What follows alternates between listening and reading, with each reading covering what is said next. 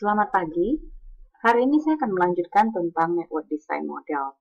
Kalau minggu lalu kita sudah berbicara bagaimana peran perancangan jaringan dalam supply chain, kemudian kita sudah tahu trade-off antara efisiensi dan juga responsiveness, serta faktor-faktor eksternal yang mempengaruhi perancangan jaringan.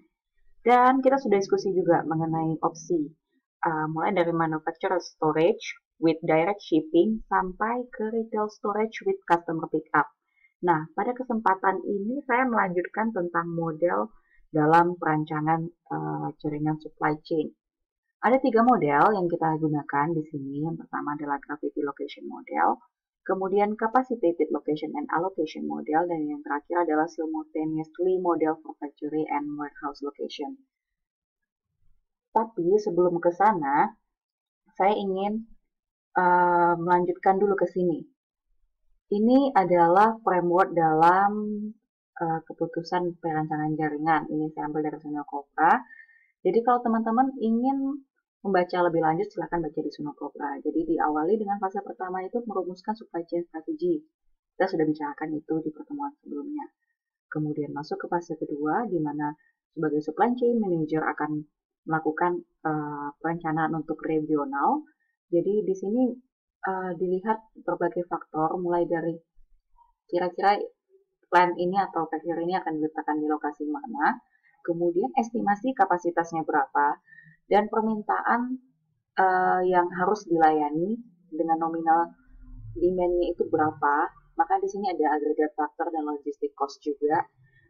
Kemudian mempertimbangkan hal-hal yang lain, mulai dari pajak, kemudian insentif pajak, dan segala macam. Kemudian setelah diputuskan fasilitas itu akan dibangun di daerah mana, sekarang ditentukanlah lokasi spesifiknya di mana. Maka di fase ketiga itu adalah desirable sites, tidak hanya untuk mempertimbangkan infrastruktur, juga untuk production method-nya harus dipertimbangkan. Nah, untuk fase kedua ini kita menggunakan model capacitated location and allocation. Sedangkan untuk yang ketiga kita akan menggunakan gravity location model. Setelah masuk ke penentuannya, kemudian kita akan melakukan location choices di fase keempat. Nah, untuk fase keempat ini yang kita lakukan secara simultan untuk menentukan lokasi warehouse dan juga factory-nya. Saya kembali lagi ke slide sebelumnya. Nah, jadi kalau misalnya kita simpulkan untuk gravity location tadi, untuk yang fase ketiga, kalau ingat, itu merupakan model untuk menentukan lokasi yang paling baik di mana. Apakah itu lokasi fasilitasnya dari pabrik ataupun warehouse atau distribution center apapun itu. Sedangkan untuk capacitated location dan allocation model itu akan menentukan pabrik ini mensuplai yang untuk demand wilayah mana sih, kira-kira kita butuh pabrik di wilayah mana saja, apakah memang pabrik ini perlu kita buka atau tidak begitu. Sedangkan untuk yang ketiga, ketika kita menentukan lokasi pabrik dan juga warehouse secara simultan, ini lebih kompleks lagi sebenarnya dibanding yang kedua. Jadi kira-kira pabrik ini mensuplai warehouse-nya mana, dan warehouse ini mensuplai area market yang mana. Untuk kali ini saya tidak akan membahas sampai model yang ketiga ya. Jadi yang saya akan bahas adalah yang pertama itu gravity location dan kemudian capacitated location and allocation model.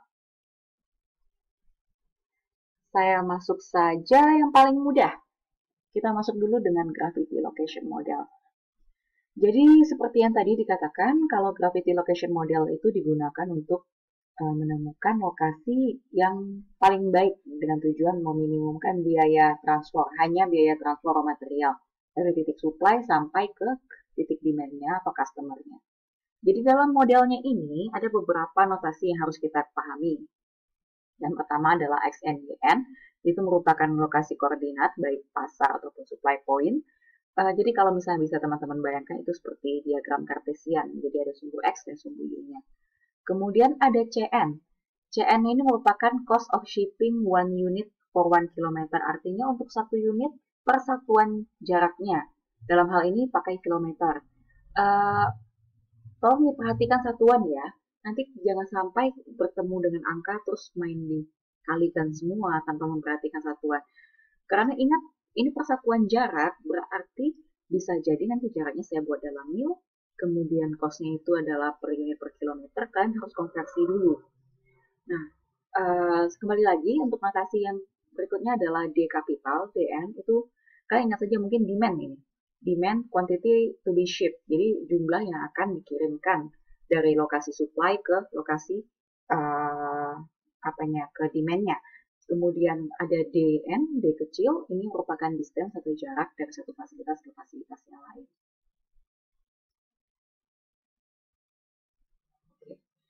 Nah, berikut ini modelnya. DN itu kita tidak dapat secara langsung karena ingat kalau titiknya berubah maka jaraknya juga akan berubah, maka kita harus kalkulasi. DN itu merupakan akar dari X kurang XN kuadrat ditambah Y kurang YN kuadrat. Nah, mungkin ini seperti Pitagoras ya, kalau misalnya teman-teman tahu. Jadi beberapa cara kita mengukur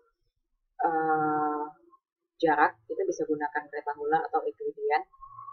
Nah, dalam hal ini kita gunakan dia rektangular. Makanya rumusnya kalau misalnya seperti ini tidak asing lagi.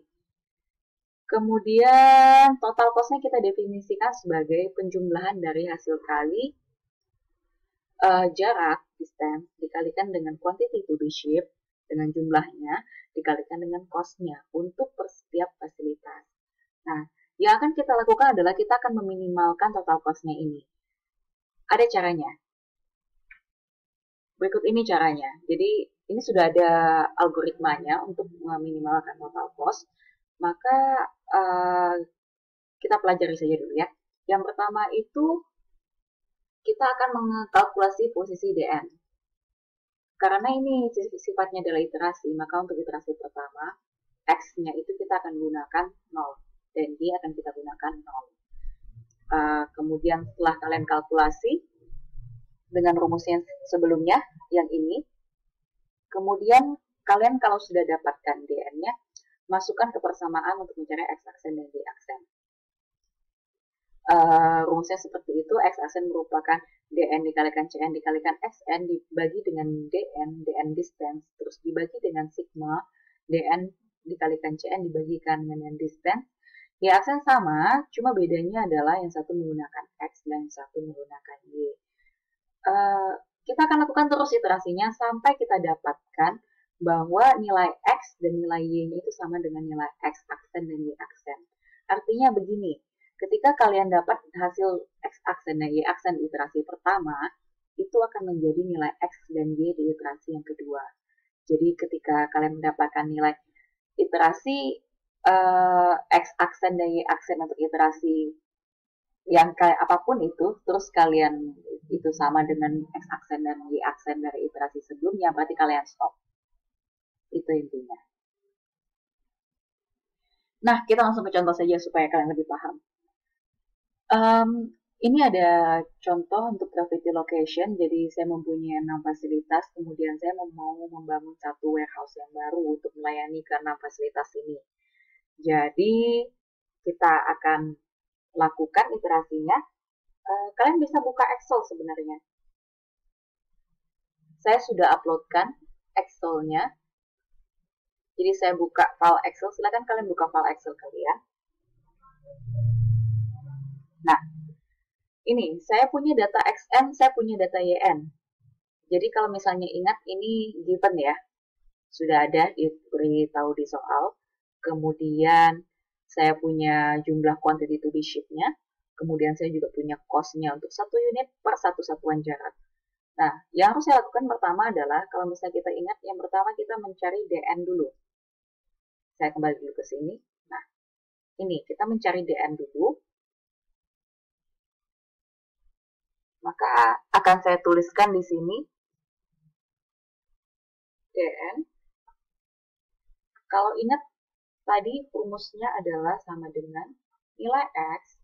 Dalam hal ini karena kita iterasi pertama, square ya. Akar dari nilai X. Karena kita dalam iterasi pertama saya gunakan X-nya 0.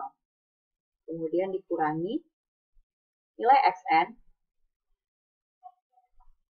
dikuadratkan ditambah dengan nilai Y dikurangi nilai YN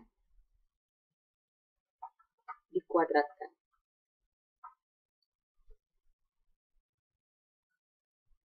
Kemudian kalian, oh ini supaya tidak bergeser jangan lupa diberikan harga mutlaknya. Oke. Nah, kemudian tinggal tarik ke bawah. Bentar, saya pastikan. Oke.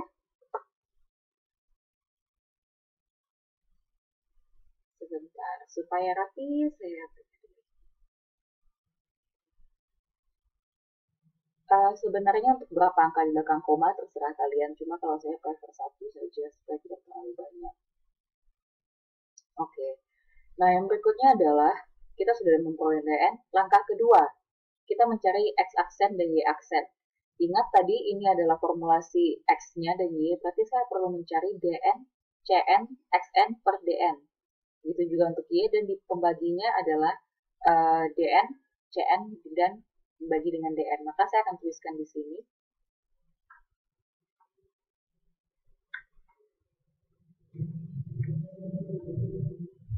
Dan juga di sini.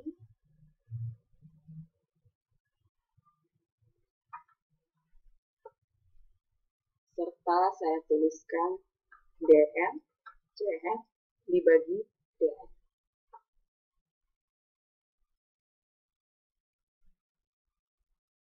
Kita akan kalkulasikan, kalian tinggal sorot rumusnya.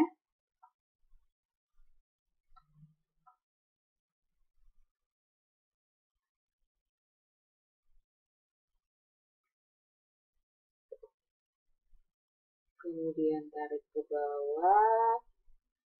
Ini juga DN dikalikan CN dikalikan YN dibagi dengan distannya.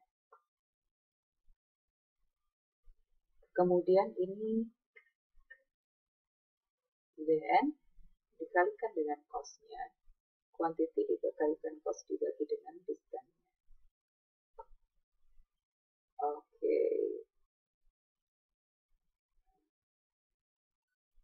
Saya akan format di sini, format painter.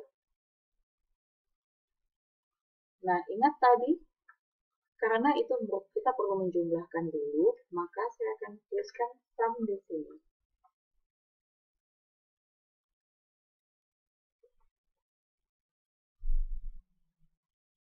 Dan berikutnya, nilai X aksen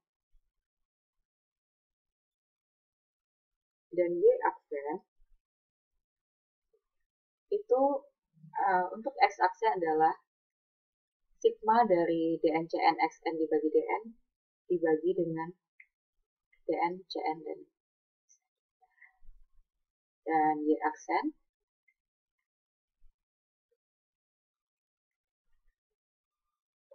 oke.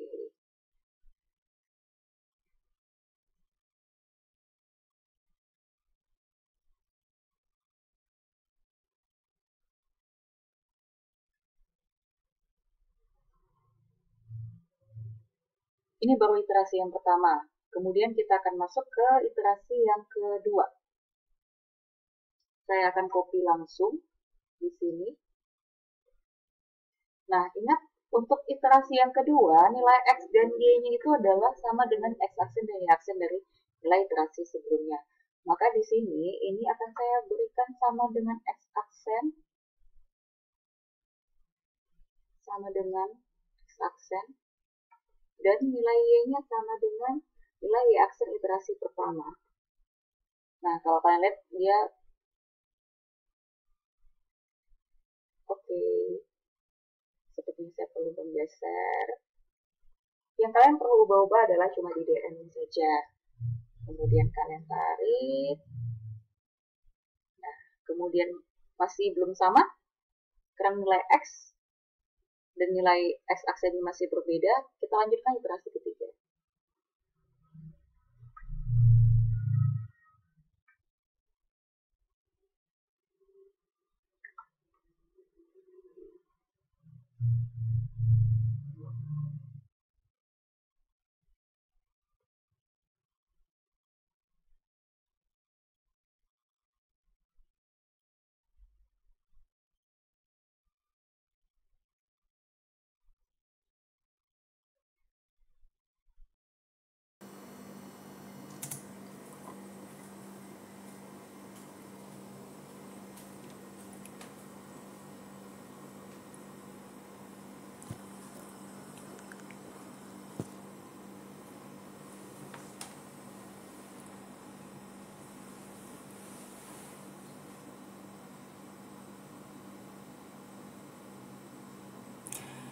Karena masih belum sama nilainya, nilai X dan nilai X aksen, maka kita lakukan lagi iterasinya. Saya akan kopas lagi sampai ke bawah.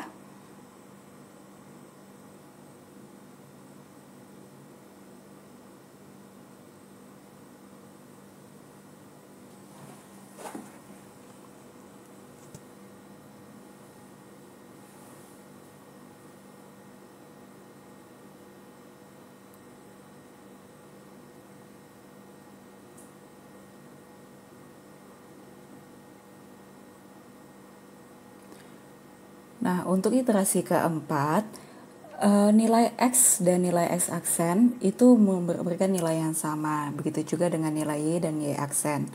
Sesuai dengan langkah tadi, kita katakan bahwa ketika nilai X dan nilai X aksen itu sama, maka iterasi akan dihentikan. Dan inilah hasil yang optimum. Jadi ini menjelaskan slide yang tadi saya jelaskan. Ini adalah hasilnya iterasi kedua, iterasi ketiga, dan iterasi keempat. Untuk caranya tadi kalian sudah ikuti untuk yang di Excel. Dan hasil optimumnya adalah lokasi yang memberikan poin 5.1 dan 6,9. Berarti selesai untuk gravity location model. Kalian bisa coba dan nanti kalian upload di situs kuliah. Nanti jika ada kendala atau apapun kalian bisa ada di forum diskusi. Nah, sekarang saya akan masuk ke capacitated location dan allocation model. Seperti yang dikatakan tadi, untuk capacitated allocation model ini kita gunakan untuk menentukan factory mana atau plant mana yang akan mensuplai demand area market mana. Nah, ada beberapa notasi yang harus kalian tahu, yaitu yang pertama I itu adalah factory location-nya, J demand point-nya, DJ itu adalah untuk demand untuk market area J, dan K itu adalah kendala untuk masalah kapasitas.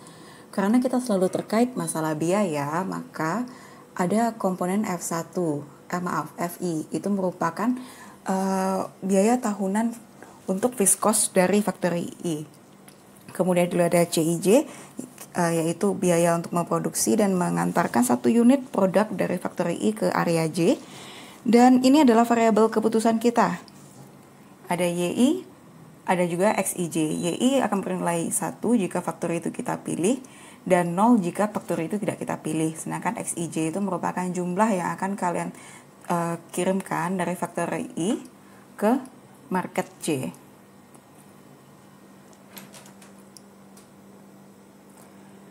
Saya minta kalian pahami dulu ini, karena nanti akan supaya lebih mudah memahami modelnya nanti. Nah, kalau misalnya struktur problemnya seperti ini. Jadi bayangkan kalian punya 3 pabrik, ada I1, I2, I3, dan kalian punya 3 area market, yaitu J1, J2, J3. Jumlah yang kita transferkan dari dari factory 1 ke market area 1 itu kita notasikan dengan X11. Kemudian yang ditransferkan dari factory ke 1 ke 2 itu adalah X12 dan begitu seterusnya. Nah, biaya transfernya nanti adalah CIJ, jadi C11, C12 dan seterusnya. Sedangkan untuk di factory nanti ada komponen fixed cost-nya. Fixed cost-nya yang tadi adalah notasinya FI. Kemudian ada lagi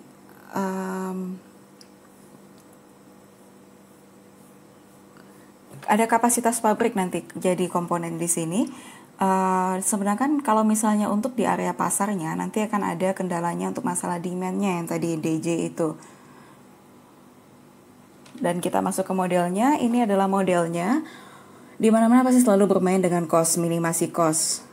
Total cost itu kita tahu merupakan biaya penjumlahan dari biaya tetap dan juga biaya variabel. Biaya tetapnya adalah sigma dari FI kalikan YI. Jadi sigma dari annual cost-nya tadi, annual fixed cost dikalikan keputusan apakah pabrik dibuka atau tidak. Sedangkan untuk variable cost-nya akan adalah CIJ dikali dengan XIJ. Kemudian ada beberapa constraint yang harus kalian ingat, yaitu yang pertama terkait dengan pemenuhan permintaan di area market J.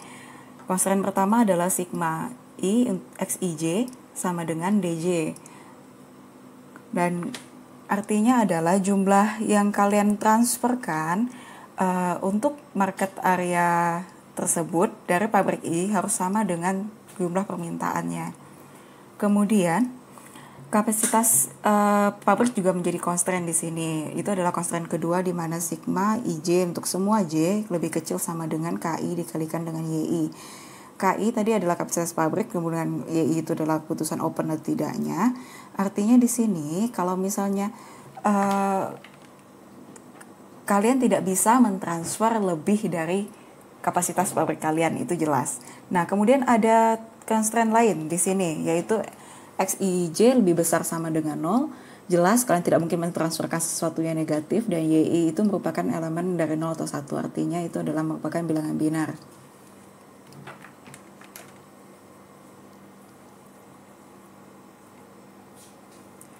Kemudian di sini masuk contohnya. Misalnya kalian punya 4 pabrik. Ada di Surabaya, Pasuruan, Gresik, dan Tangerang. Masing-masing punya kapasitas tersendiri.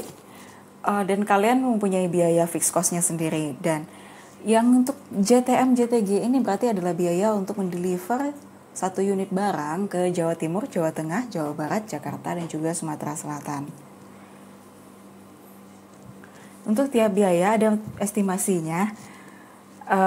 Dari Jawa Timur 2000 unit sampai Sumatera Selatan 1700 unit. Jadi sekarang kalian silakan buka Excel.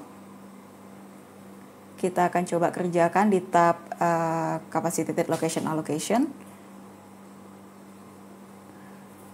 Ini data yang sudah saya copy dari slide tadi. Kemudian saya coba copy ya untuk fungsi tujuannya dan segalanya supaya memudahkan kalian nanti.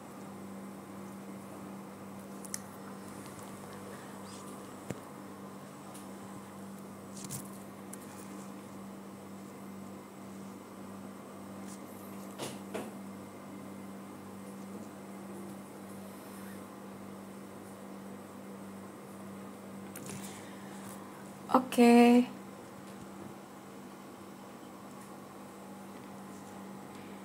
Tadi kalau misalnya kalian ingat, untuk model ini ada 2 variabel keputusan. Yang pertama adalah berapa jumlah yang ditransferkan dan juga berapa apakah pabrik itu buka atau tidak. Nah, maka pertama kali kita ketik di sini decision variabelnya. Untuk memudahkan kalian bisa copy aja dari atas.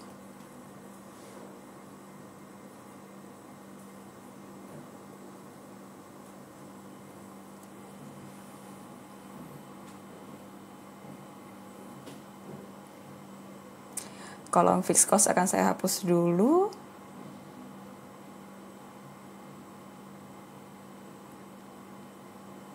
Dan ini saya ganti, ini adalah jumlah yang akan kalian deliver ke customer kalian atau ke warehouse kalian.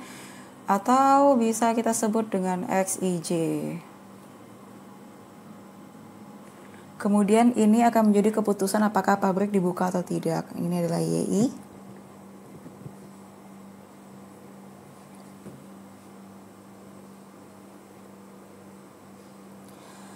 Akan saya berikan tanda di sini. Kalau 1 artinya pabrik itu kita buka. Kalau 0 berarti kita tidak memutuskan untuk membuka pabrik di daerah tersebut.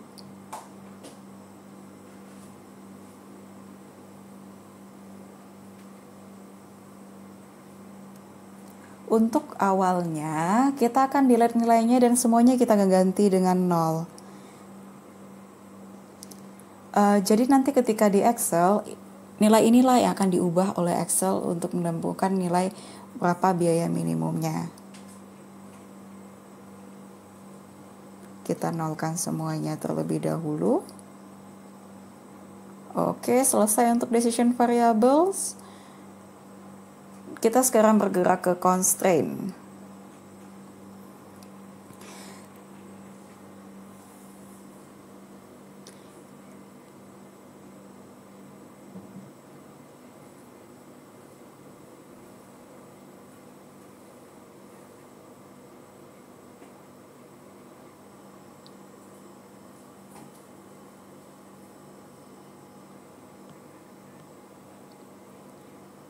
Kita masukkan constraint-nya. Tadi kita ingat ada 2 constraint.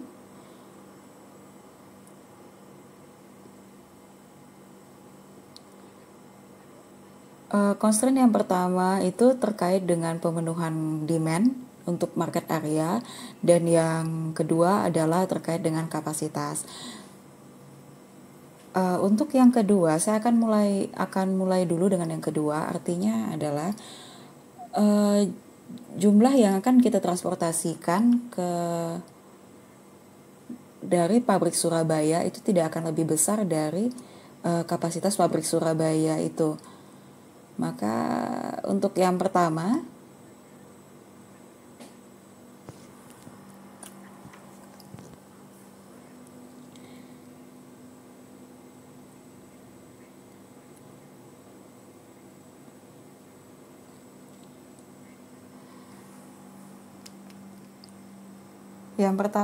akan saya buatkan di sini kendalanya. Yang pertama berkaitan dengan excess capacity.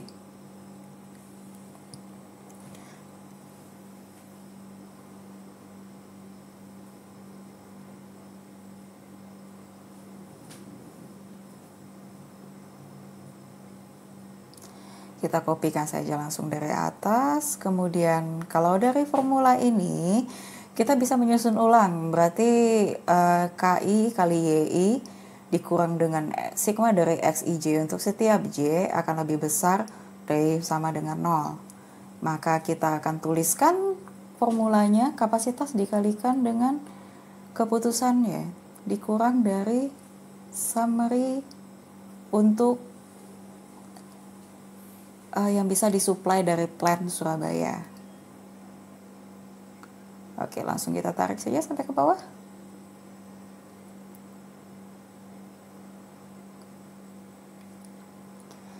Untuk ke awal kalian pastikan 0 ya, karena memang tadi keputusannya kan dikalikan dengan 0, masih nilai awalnya masih 0. Oke.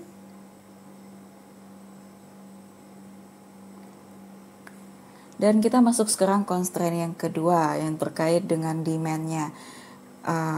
Karena terkait demand dan itu adalah area pasar, maka kita tinggal copy saja dan saya akan tuliskan di sini unmet demand. Untuk unmet demand kita akan pakai kendala yang ini. Artinya adalah kita mengharapkan tidak ada permintaan yang tidak terpenuhi. Kita bisa susun ulang persamaan ini menjadi DJ dikurang sigma XIJ untuk setiap I, maka kita akan sorot untuk permintaannya, demand-nya dikurang dengan sum dari jumlah dari permintaan untuk area tersebut yang disuplai oleh setiap pabrik I. Oke. Kemudian tarik saja ke sepik.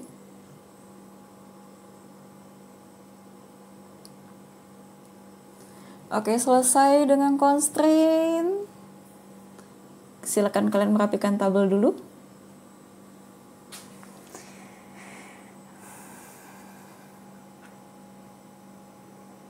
Dan yang terakhir, kita perlu memasukkan tujuan, fungsi tujuan kita objektif.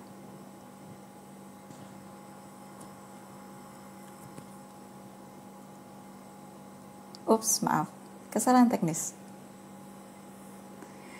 Nah, kita tahu fungsi tujuan kita adalah minimasi dari sigma FI dikali YI untuk setiap pabrik ditambah dengan sigma XIJ dikalikan CIJ.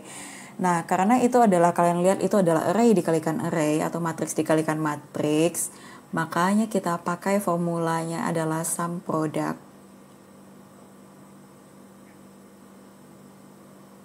Nah, kita sorot untuk biaya fixed cost. Kalian perhatikan, kalian tidak perlu kali tanda kali ya. Kalau misalnya ikut fungsinya, kalau di saya pakai titik koma, kalau mungkin di kalian bisa pakai titik koma. Diikuti saja fungsinya, kemudian disorot untuk yang YI. Terus kita tambahkan sum product dari CIJ di bagian atas. Oke, koma dan XIJ. Oke.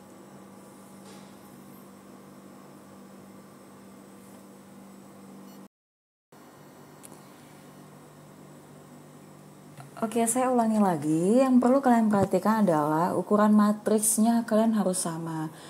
Jadi kalau misalnya kalian nanti menggunakan merge cell, di situ pasti akan terbaca jumlah matriksnya tidak sama, sehingga nanti di objektifnya akan nanti muncul error value-nya. Jadi tolong diperhatikan lagi, yang kalian merge jangan kalian merge. Oke. Sudah selesai untuk fungsi tujuannya.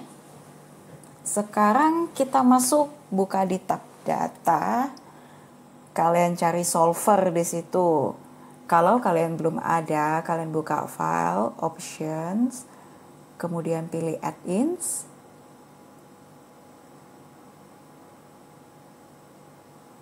Di bagian paling bawah ada manage Excel add-ins, kalian pilih go dan pastikan kalau solver add-in-nya sudah kalian cek. Kemudian oke. Kalau sudah kalian cek nanti akan muncul solver nanti. Nah, kita klik langsung solvernya.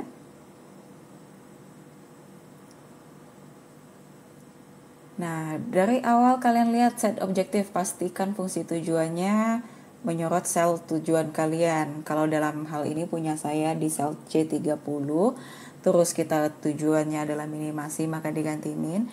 Dan by changing variablesnya kalian blok semua variabel keputusannya, mulai dari XIJ dan YI. Jangan lupa YI juga disorot, kemudian kita tambahkan constraint-nya. Nah, kita lihat tadi constraint-nya ada dua. Yang pertama terkait dengan kapasitas pabrik. Nah, yang kedua adalah terkait dengan unmet demand.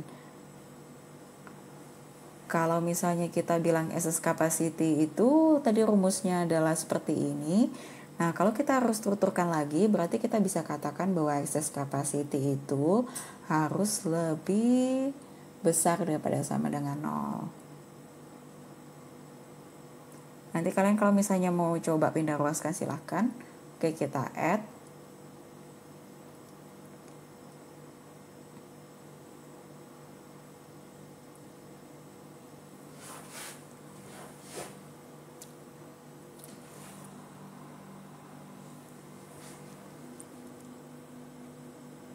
Oke, sekarang yang kedua masalah unmet demand. Tadi kalau kita katakan bahwa kita sudah masukkan rumus untuk unmet demand itu merupakan demand dikurangi dengan sigma XIJ, maka di sini untuk unmet demand di bagian constraint itu harus sama dengan non.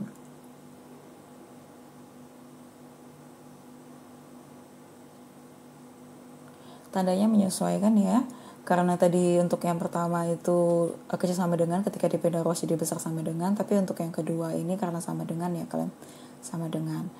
Kemudian jangan lupa untuk XIJ itu jumlah ditransferkan pasti akan lebih besar daripada 0.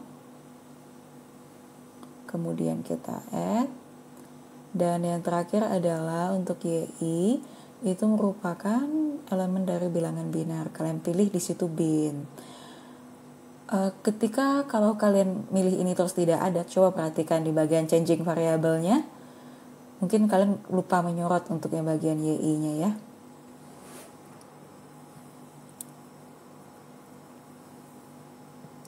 Oke, untuk solving metodenya kalian coba pilih simplex LP. Dan sekarang kita coba solve. Nah, selesai, hasil decision variable-nya sudah berubah. Nanti kalau misalnya di decision variable itu kalian nanti dapat yang dalam bentuk scientific, umpamanya sampai E pangkat min 13, nanti kalian langsung ubah saja di bagian number-nya ya. Itu bisa jadi karena memang settingannya. Nah, artinya di sini artinya adalah total cost-nya itu adalah 81.030. Itu dalam cost yang paling minimum. Untuk excess capacity ada di plan Surabaya untuk 3.000 dan plan Surabaya akan mensuplai ke daerah Jawa Timur sebesar 2.000. Pasuruan saya tidak akan buka pabrik di Pasuruan karena keputusannya YI-nya sama dengan 0. Kemudian Gresik akan mensuplai ke Jawa Tengah itu 1.800 dan Jakarta 2.200, sedangkan Tangerang akan mensuplai Jawa Barat 1.500, Jakarta 800 dan Sumatera Selatan 1.700. Dan dari sini menjelaskan slide yang ke ini. Jadi step by stepnya seperti itu. Kalian silakan coba sendiri ya. Kemudian kalau upload di situs kuliah, nanti kalau kalian tidak coba sendiri, kalian tidak tahu kalian kendalanya di mana. Nanti kalau ada pertanyaan silakan dibuka di forum diskusi. Saya masuk ke model ketiga. Model ketiga itu adalah simultaneous model for factory and warehouse location. Ini saya ambil dari bukunya Pak Nyoman. Jadi kalau misalnya di Pak Nyoman dia hanya menggambarkan untuk factory, warehouse, dan juga market area. Nah, untuk factory ada XI4, 14 dan X46. Ini adalah notasi-notasinya. Mulai dari M adalah jumlah market atau demand point, N adalah jumlah potential location factory. Kalau misalnya dalam konteks ini, M itu adalah jumlah factory-nya, L jumlah supplier. Mungkin tidak tergambarkan kalau misalnya untuk di tempatnya Pak Nyoman. Kalau kalian mau jelas nanti kalian baca di buku Sunil Kopa saja.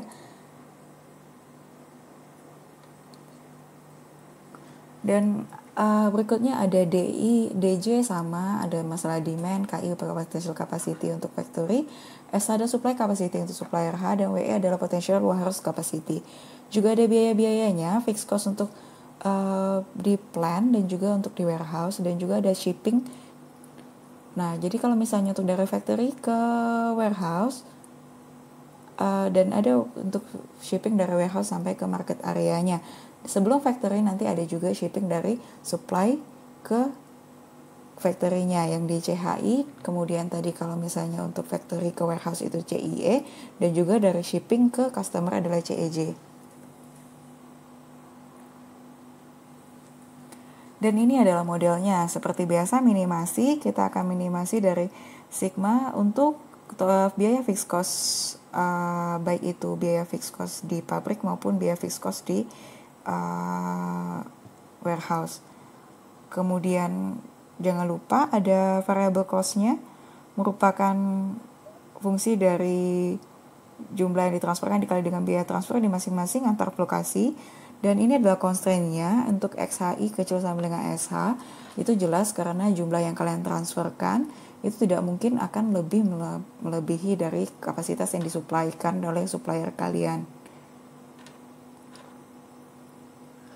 Nah, untuk XHI kurang di XIE berarti jumlah yang kalian ditransferkan dari supplier kalian tidak akan melebihi juga dengan jumlah yang kalian transferkan sampai ke warehouse-nya.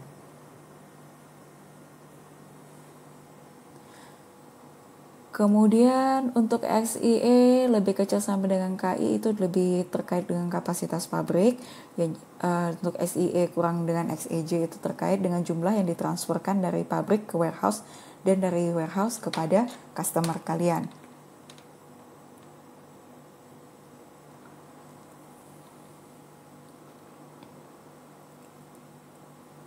Dan seterusnya saya tidak akan bahas detail untuk ini karena untuk menyelesaikan ini yang pasti kalian butuh solver yang lebih excellent dibandingkan dengan Excel, atau mungkin kalian harus membuat yang lebih complicated.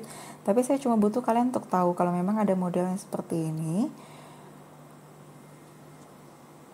Jadi yang perlu kalian pahami betul-betul adalah dua model yang pertama tadi untuk yang gravity location dan juga untuk capacitated location allocation. Dan untuk summary untuk minggu keempat ini yang pertama adalah untuk supply chain network akan meliputi dengan konfigurasi fasilitas, tidak hanya jumlah tapi juga lokasi, juga terkait dengan apakah akan di outsource atau juga terkait dengan produk dan material flow-nya. Kemudian ada dua faktor yang perlu kalian pertimbangkan dalam mendesain sebuah supply chain. Yang pertama adalah trade-off antara efisiensi dan responsiveness, dan juga ada external factor. Dan ada berbagai macam pilihan. Di beberapa buku bilang 5, ada bilang 6, tapi pada dasarnya hampir sama. Mulai dari direct shipping sampai dengan customer pick up. Intinya adalah kalian mau direct shipping ke customer kalian atau kalian perlu intermediate untuk pengantara, dan storage-nya kalian mau letak di mana, apakah di warehouse ataupun apakah di plant kalian atau kalian mau letak di intermediate kalian. Saya rasa cukup sekian untuk summary kita di week 4. Silakan dipelajari lagi. Untuk model juga hari ini kita membahas lebih detail dengan 2 model. Kalian bisa coba. Jika ada pertanyaan silakan kalian inputkan ke forum diskusi, dan terima kasih.